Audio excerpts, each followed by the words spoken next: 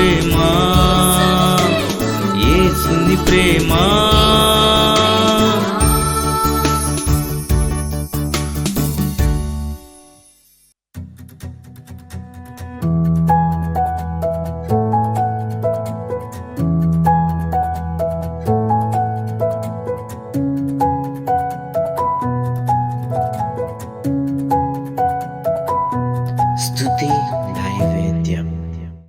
రోమీయులకు రాసిన పత్రిక 12వ అధ్యాయము మొదటి 2 వచనాలు చదువుతున్నాను చూడండి.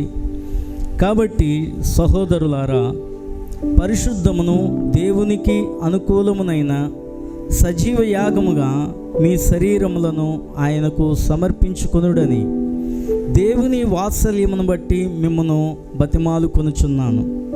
ఇట్టి సేవ మీకు యుక్తమైనది. మీరు ఈ లోక మర్యాదను అనుసరింపక ఉత్తమమును అనుకూలమును సంపూర్ణమునై ఉన్న దేవుని చిత్తమేదో పరీక్షించి తెలుసుకున్నట్లు మీ మనసు మారి నూతన మగుట వలన రూపాంతరము పొందుడి. ప్రార్థన చేసుకుందాం. మహాపరిశుద్ధుడు అయిన మా తండ్రి, ఇదో తండ్రి, నీ వాక్యము ద్వారా నీ ప్రజలందరితో మాట్లాడండి ప్రభువా.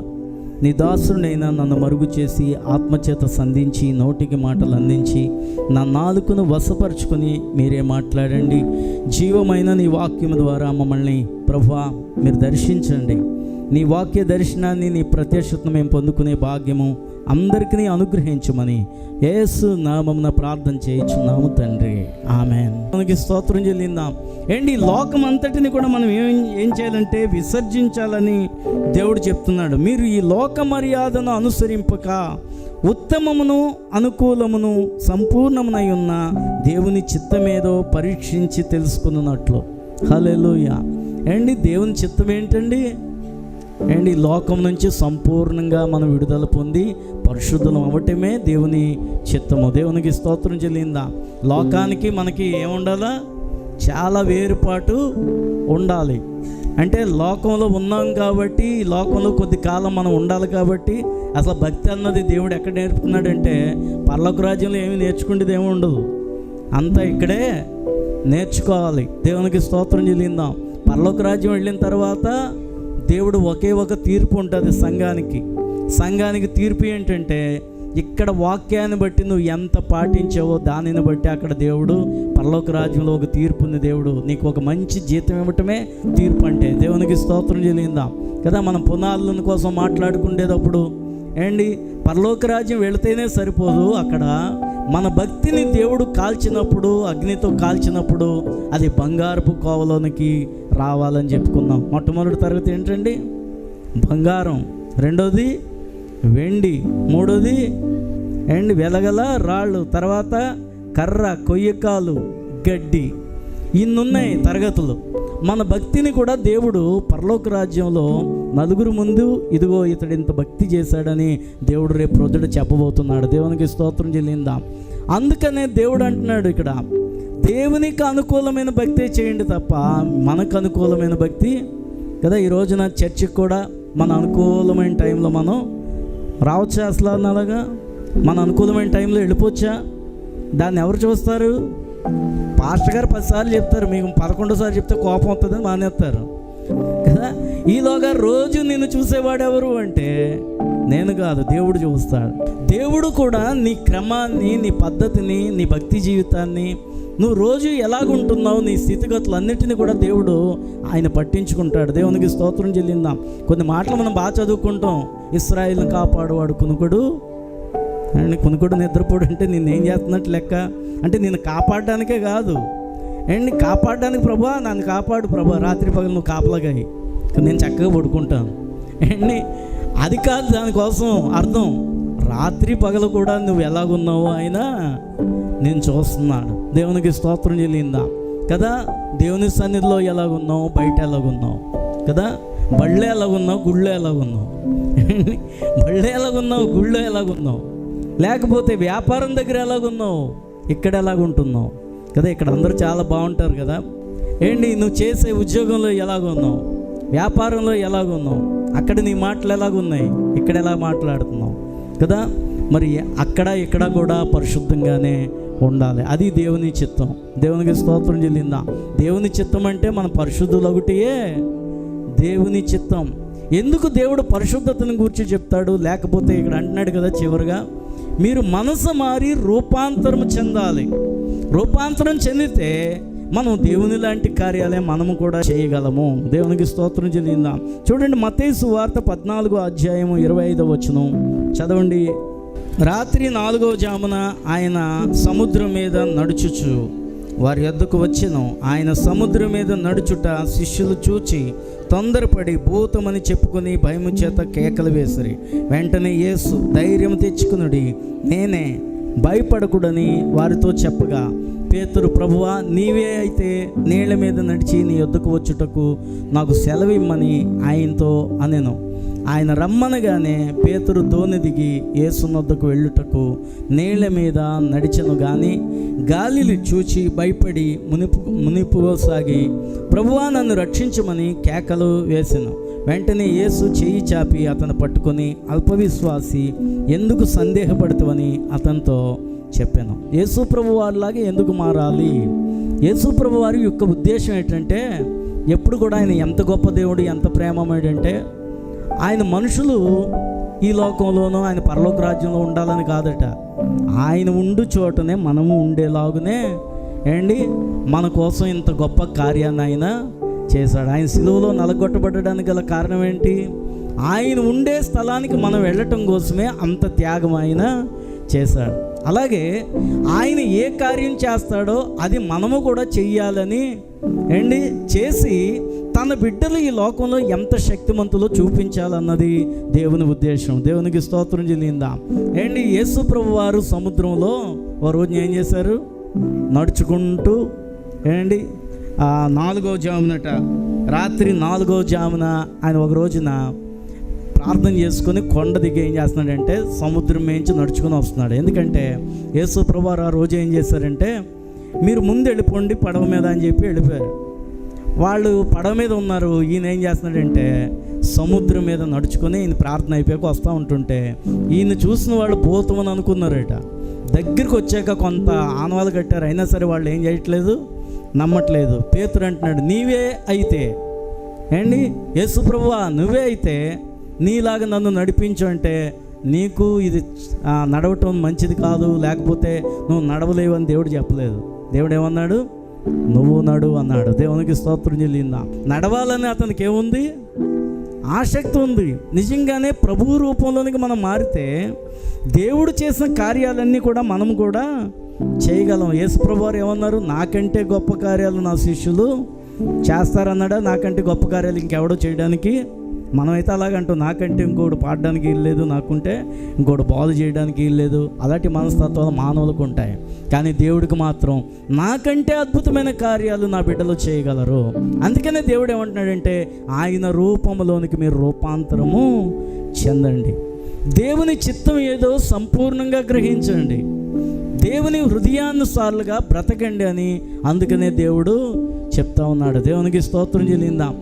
ఆయనలాగా నడవటము సాధ్యపరిచాడు అక్కడ మనిషికి. దేవునికి స్తోత్రం చెల్లిందాం. లేకపోతే ఏ మనిషి ఎప్పుడైనా నడవగలడా? సముద్రం మీద ఎవడు నడవలేడు. కానీ ఇతడు ఆశపడ్డాడు కాబట్టి నువ్వు కూడా నాలాగే నడు అని చెప్పి చెప్పగానే చక్కగా వస్తున్నాడు. ఈలోగా పాపం కొంచెం భయం వేసిందట. భయం వేసి మళ్ళీ ప్రక్కకు చూసేటప్పటికి పేతురు ఏమైపోయాడు? దిగిపోతున్నాడు కిందకి. దిగిపోతూ ఉంటుంటే, ఓ అల్పవిశ్వాసి, ఎందుకు అంతలోనే నీకు అల్పవిశ్వాసం వచ్చింది కదా? నిజంగానే దేవుని యందు విశ్వాసం ఉంచేవాడు దేవుని పక్షమున గొప్ప కార్యాలు దేవుడు చేయించగలడు. దేవునికి స్తోత్రం చెల్లిందాం. యేసు ప్రభువారు చనిపోయిన వాళ్ళని కూడా ఏం చేశాడు? బ్రతికించాడు. అపోస్తల కార్యాలు 9వ అధ్యాయము 40వ వచనం చదవండి ఒకసారి. పేతురు అందరినీ వెలుపలకు పంపి మోకాళ్ళుని ప్రార్థన చేసి శవం వైపు తిరిగి తబితాలెమ్మనగా ఆమె కన్నులు తెరిచి పేతురును చూచి లేచి కూర్చుండెను. దేవునికి స్తోత్రం చెల్లిందా కదా. ఆయన నాకంటే గొప్ప కార్యాలు చేస్తారన్న మాట ప్రకారంగా దేవుడు ఏం చేశాడండి? తన శిష్యులకు కూడా ఆ గొప్ప భాగ్యాన్ని దేవుడు కూడా ఇచ్చాడు. దేవునికి స్తోత్రం చెల్లిందాం. మీరు నాకంటే గొప్ప కార్యాలు చేస్తారు అనే మాట ఎవరు గుర్తుపెట్టుకున్నారు? పేతురు గారు గుర్తుపెట్టుకున్నారు. అంటే పేతురు ఒకసారి ఏం చేశాడంటే దాన్ని ఏం చేశాడంటే ట్రైల్ వేసాడు అనమాట. ఎవరు చనిపోతే ఆ తబిత అనే దొర్క అనే మారు పేరు కలిగిన ఆమె చనిపోతే ఏం చేశాడండి, మీరందరూ కూడా కొద్దిసేపు బయటికి వెళ్ళండి అని చెప్పి మోకాళ్ళుని ప్రార్థన చేసి, ప్రభువా మాకు ఆ రోజున మాట చెప్పావు కదా, నీలాగే గొప్ప కార్యాలు మేము కూడా చేస్తామని ఒక్కసారి మరి చనిపోయిన ఈ తబితను లేపు అని ప్రార్థన చేసి తబిత లెగు అన్నాడు. దేవునికి స్తోత్రం చెల్లిందాం. అసలు తబిత లెగు అనడానికి ఏముండాలి? ముందు మనకి చాలా ధైర్యము, విశ్వాసం ఉండాలి కదా. ఒక మంచి రోగంతో ఉన్న వాళ్ళు రోగం తగ్గుతుందో లేదో మనకే డౌట్ ముందు కదా. అందుకనే రోగం తగ్గుతుందని గ్యారెంటీ ఇవ్వం. నువ్వు విశ్వాసం ఉంచు. అసలు విశ్వాసం ఎవరికి ఉండాలి? అసలు ప్రార్థన చేసేవాడికి కూడా విశ్వాసం ఉండాలి. దేవునికి స్తోత్రం చెల్లిందాం. అంటే విశ్వాసం అంటే అన్యులకు తెలియకపోవచ్చు కదా. నమ్మకం అంటే నువ్వు నమ్ము అంటే పాపం వాళ్ళు ఏదో అనుకుంటారు, వచ్చాం ప్రార్థన చేయండి అంటారు. నిజంగానే వాళ్ళ మీద మనం విశ్వాసం ఉంచితే తప్పకుండా దేవుడు అద్భుతమైన కార్యాన్ని చేస్తాడు. అందుకనే క్రైస్తవుడు ఒక ఛాలెంజ్గా తీసుకోవాలట ఏదైనా. దేవునికి స్తోత్రం చెల్లిందాం. ఎందుకంటే మన ప్రభువు మనకేమి ఇచ్చాడు? ఒక అధికారం ఇచ్చాడు. దేవునికి స్తోత్రం. అయితే అధికారం పని చేయటానికే మనము లోకానుసారంగా కాకుండా, లోక మర్యాదలను అనుసరించి కాకుండా, దేవుని చిత్తం ఏదో సంపూర్ణంగా గ్రహించి దాని చొప్పున మనం చేయాలి. దేవునికి స్తోత్రం చెల్లిందాం. అప్పుడు అందుకనే అంటున్నాడు కదా, అందుకని మీరు ఏమవ్వండి? రూపాంతరం పొందండి. భక్తి విషయంలో రోజు రోజుకి ఏమవ్వాలి? ఎదగాలి. తరగటం కాదు కదా. ఒకళ్ళు సాక్ష్యం చెప్తారు, నేను ఒకప్పుడు చాలా ప్రార్థన చేసేదాన్ని అండి కదా, ఇప్పుడు అంటే దాని అర్థం ఏంటి? ఇప్పుడు తగ్గిపోయింది కదా. నీ ఒత్తి ఏమైపోతుంది? నీ వెలుగు చల్లారిపోతుంది. ఒకప్పుడు ఏంటి? ఇప్పుడు చెయ్యి ప్రార్థన. దేవునికి స్తోత్రం చెల్లిందాం. కొంతమంది అంటారు ఇప్పుడు పెద్దోడిని అయిపోయిందండి, లేకపోతే ఇంకా అంతగా మోకాళ్ళు వంగట్లేదండి. రోజు వంచితే మోకాళ్ళు ఎప్పుడు వంగుతాయి. దేవునికి స్తోత్రం చెల్లిందాం. ఏం నడకుండా, ఏ పని చేయకుండా అలాగే అక్కడే కూర్చుంటూ మోకాళ్ళు ఏమవుతూ ఉంటుంటాయి. అందుకనే డాక్టర్లు ఏ జబ్బుకు వచ్చినా నువ్వు నడు, ఆయిల్ తగ్గించు, కొవ్వు తగ్గించు, పెంచుకోకు, తరుగు అని చెప్తున్నారు. కాబట్టి ఇవన్నీ ఎందుకు చెప్తున్నారు అంటే కదలిక ఉండాలి మనుషుల్లో. అలాగే రోజు కూడా భక్తి జీవితం కూడా నిజంగానే వంగటం, ఈ ప్రార్థన చేయటం, ఇవన్నీ కూడా ఒకప్పుడు చేసేదాన్ని అని చెప్పుకోవడం కాదు. నేను ఇప్పుడు ఇంకా బాగా చేస్తున్నాను, ఇంకా ఎక్కువైంది నా ప్రార్థన జీవితం అన్నట్లుగా మనం ఉండాలి. దేవునికి స్తోత్రం చెల్లిందాం. భక్తిలో ఎదగటమే కానీ తరగటానికి ఏమాత్రమూ వీల్లేదు. నువ్వు ఇంకా అనేక ఆత్మల కోసం ఏం చేయాలంటే ప్రయాస పడాలి. దేవుని కార్యాలు చూపించాలి ఈ లోకానికి. దేవునికి స్తోత్రం చెల్లిందాం. ఒకప్పుడు మంచి దర్శనాలు వచ్చేయండి, మరి ఇప్పుడు ఎందుకు రావట్లేదు? ఇప్పుడు ఎందుకు వస్తుంది? నీకు దూరదర్శనం ఎక్కువైపోయింది. ఏ దర్శనం మారిపోయింది? దేవదర్శనం పోయి దూరదర్శనం ఎక్కువైపోయింది మనకి. దూరదర్శనం అంటే తెలుసా అండి? విజన్ అంటే దర్శనం అన్నమాట. మన దర్శనాన్ని సాతానుడు ఏం చేశాడు? మార్చేశాడు. దేవదర్శనం చూడకుండా దూరదర్శనం చూసేలాగా చేశాడు. ఇంకా దేవదర్శనం ఏమవుతుంది రాత్రి 12 గంటల దాకా దూరదర్శనమే, తర్వాత ఇంకా నిద్ర, ఇంకేముంది? ఇంక మనకేమీ లేదు. ఏం పోగొట్టుకున్నావు నువ్వు? దేవదర్శనాన్ని. దేవుడు దర్శించేవాడు. ఇప్పుడు లేవండి దర్శనాలు నాకు కదా. కొంతమంది వాళ్ళకి రాకపోతే ఇంకెవరికి లేవంటారు, ఇంకా అదొకటి కదా. ఇంకా వీళ్ళకి దర్శనం రాలేదనుకోండి, దర్శనాలే లేవు. భాషలు వీళ్ళకి రావు అనుకోండి, భాషలే లేవు. పరిశుద్ధాత్మ వీళ్ళకి లేదనుకోండి, పరిశుద్ధాత్మ ఇప్పుడు లేడు అండ మొదలుపెట్టారు. ఎందుకంటే పరిశుద్ధాత్మ కార్యాలు ఏమైపోయినాయంటే తక్కువైపోయినాయి. పేతురు తబిత దగ్గరికి వెళ్ళి అయ్యో చచ్చిపోయిందా అనలేదు, కానీ ఆ రోజు ప్రభువు లేపాడు కదా, ఈరోజు ఎందుకు ఈమె లేవకూడదు? ఎంతమందికి సహాయం చేస్తున్న ఈ బిడ్డ లెగిస్తే మంచిది కదా, ఇంకా బ్రతికితే మంచిది కదా అని చెప్పి తబిత చాలా మంచి కార్యాలు చేసే వ్యక్తి కాబట్టి ఆ బిడ్డను ఏం చేశాడండి? ఓ తబిత లెగు అనగానే ఆమె మళ్ళా లేచిందట. దేవునికి స్తోత్రం చెల్లిందాం. అంటే పేతురు ఎన్న దేవుడా అంటే దేవుడు కాదు, కానీ దేవుని శక్తిని అతడు రుజువు చేయగలిగిన వ్యక్తి కింద ఉన్నాడు. దేవునికి స్తోత్రం చెల్లిందాం. నిజమే, నువ్వు నేను కూడా ప్రతి వారిలో కూడా దేవుడు ఉన్నాడు. ఈ లోకంలో ఉన్నవానికంటే మనలో ఉన్న దేవుడు గొప్పవాడు కదా. నేను ప్రార్థన చేస్తే ఎలా జరుగుతుంది అని నువ్వు అనుకోవద్దు.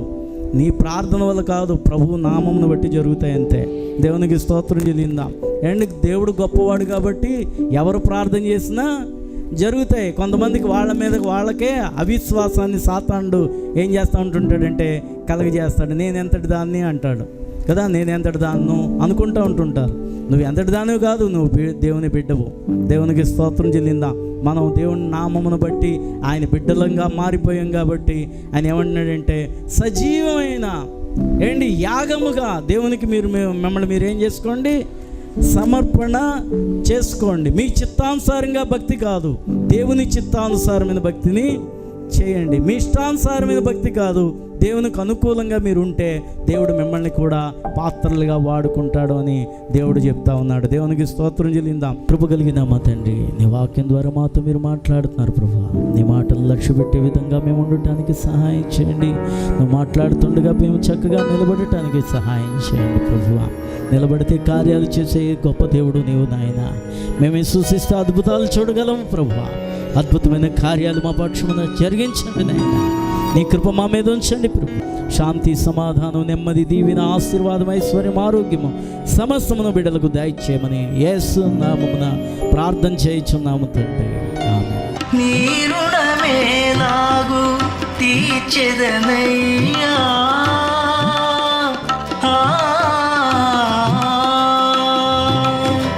నీ రుణమేలాగు తీర్చెదనయ్యా, మరణము వరకు నిన్ను ప్రకటించెదా, మరణము వరకు నిన్ను ప్రకటించెదా. నీ సేవనే జయ ధన్యమే యేసయ్యా, నీ ప్రేమనే